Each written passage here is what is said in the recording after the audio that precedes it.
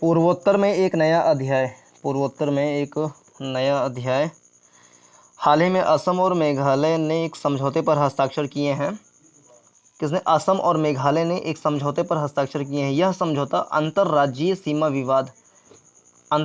सीमा विवाद से जुड़े 12 मतभेदों में से 6 के हल करता है।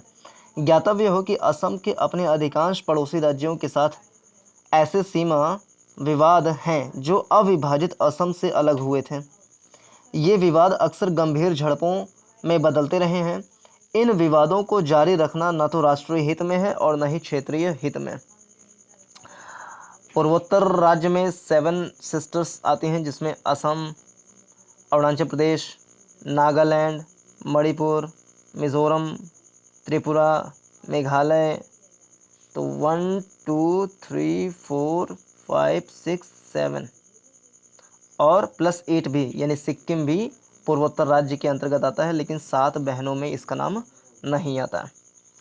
इन विवादों को हल करना इतना मुश्किल क्यों है? पहला, इस क्षेत्र की विविध जातीय आबादी संवैधानिक रूप से परिभाषित सीमाओं के विपरीत अपनी पारंपरिक सीमाओं को मजबूती से पकड़े हुए हैं, यानी परंपरा से पकड़े हुए हैं। पूर्वोत्तर में नागालैंड, मेघालय, मिजोरम और अरुणाचल प्रदेश के 1960 और 70 के दशक में असम से अलग किया गया था। फिर से पूर्वोत्तर में नागालैंड, मेघालय, मिजोरम, अरुणाचल प्रदेश। तो ऊपर से देखें, अरुणाचल प्रदेश, नागालैंड और मणिपुर छोड़कर मिजोरम, मेघालय, ये 4, यानी ये अरुणाचल प्रदेश, नागालैंड, मिजोरम, मेघालय, इन 4 राज्यों को 1960 और 70 के दशक में असम से अलग किया गया था। असम मेघालय सीमा पर रहने वाले लोगों के पास लंबे समय से दोनों राज्यों से संबंधित मतदाता पहचान पत्र हैं। असम मिजोरम और असम नागालैंड विवादों में असम के आरक्षित वन क्षेत्रों में अतिक्रमण के आरोप हैं, जिससे समाधान मुश्किल हो रहा है। असम और मेघालय का सीमा विवाद अन्य राज्यों से भिन्न रहा है।